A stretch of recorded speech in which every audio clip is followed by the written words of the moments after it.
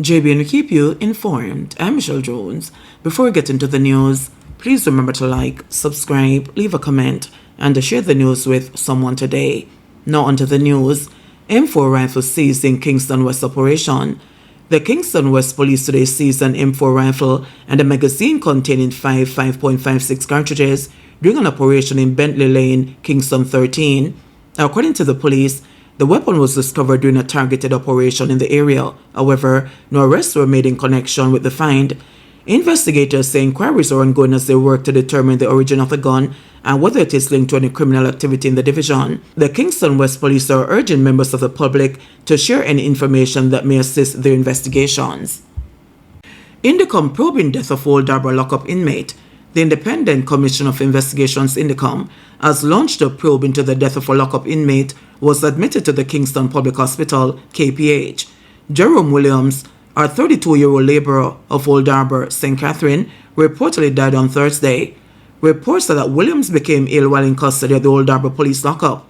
He was taken to the Spanish Town Hospital and subsequently transferred to the KPH. Kingston man charged with the murder of his relative. A Kingston man has been charged with the murder of one of his relatives following a dispute. He is 29-year-old Daniel Powell of Holdope Road, Kingston 6. He is accused of killing 44-year-old Peter Lindsay, otherwise called Gregory, of Standpipe District, Kingston 6, on July 15. The Halfway Tree police say both men had been in a long-standing feud, and during an argument between them, Paul reportedly retrieved a gun and opened gunfire at Lindsay. When the shooting subsided, Lindsay was seen nursing gunshot wounds. He was transported to the hospital, where he was pronounced dead. On Tuesday, August 19, Paul turned himself into the police in the company of his attorney. He was then charged after a warrant was executed on him. His court date is being finalized.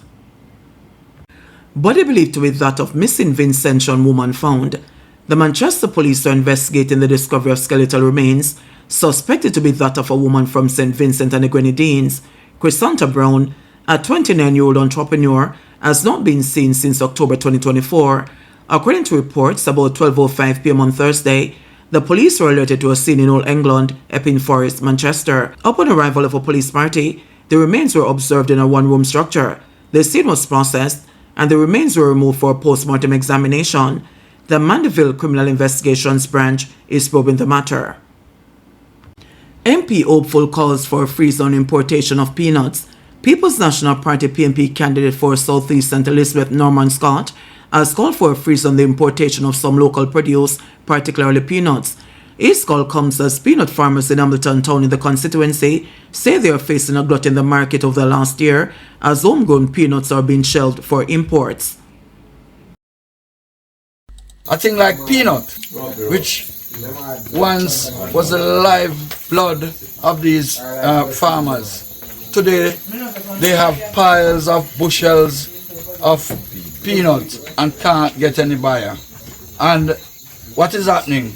Jamaica is importing peanut too much from other countries, and the farmers of Southeast St. Elizabeth and Hamilton Town cannot get any market for their product. And I'm calling on the Minister of Agriculture, who is the one that is giving the permit for the importation of peanuts into the country, to take a stock of what he's doing, because the poor farmers of Hamilton Town and its environment are suffering.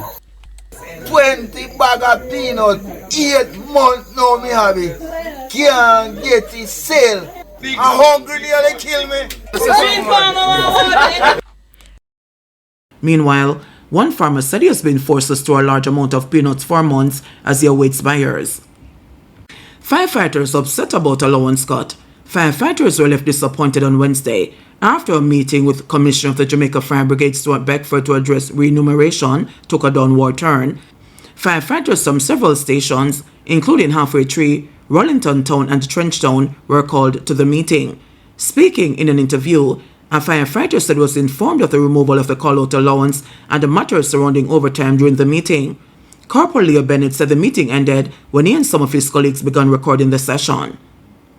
We had a right to capture the information being provided to us because We can't go into September not knowing how our children's school fee will be paid, how our pro-box insurance will be paid. We have a situation right now where the toll authority would have increased the toll rates, and most of us live in the Portmore region, All Harbour region. We live in a real world where the costs of daily living affects us all. We are appealing to the Prime Minister, Andrew Holness himself, to the opposition leader, Mark Golding, hear the cries of the firefighters. We cannot accept any reduction in our salary right now.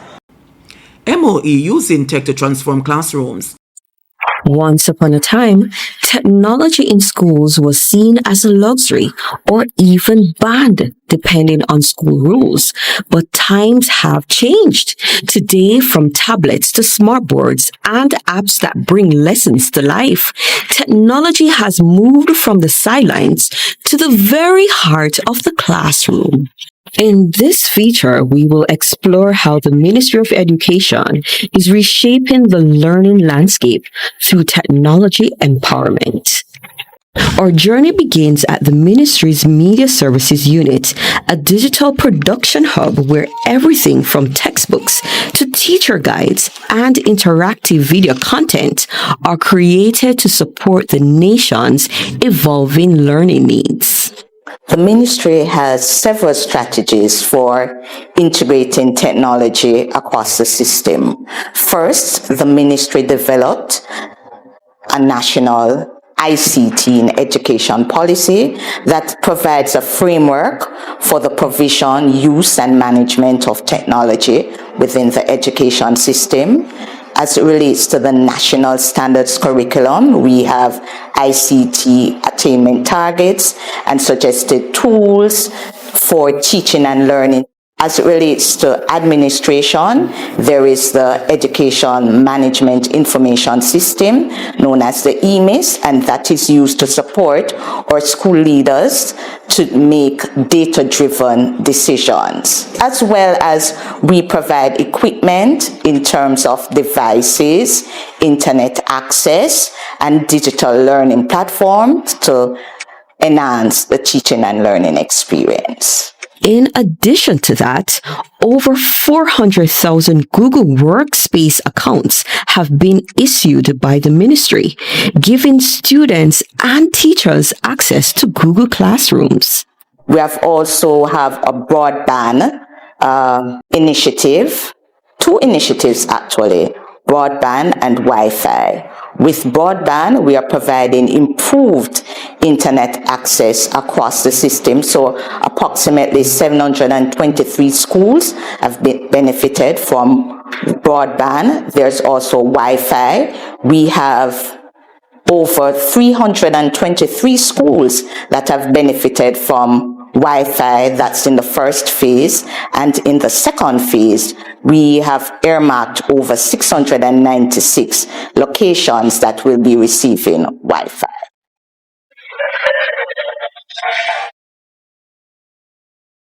But digital learning isn't one size fits all. So there are several strategies to support our students with disabilities. There is the accessible digital textbooks. We have speech-to-text and text-to-speech software. These are digital books that are presented in alternative formats. As it relates to school level support, for example, at the Salvation Army for the Blind, there is software to support our students. Schools for the Deaf, through partnership with the National Education Trust and e-learning, they have also provided assistive technologies to cater to our students' needs.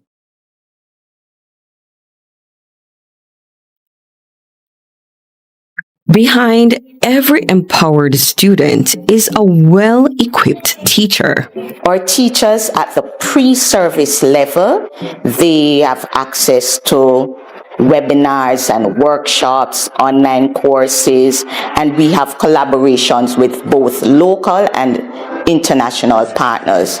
For example, we have over 780 hours of training for our teachers, both pre-service and in service.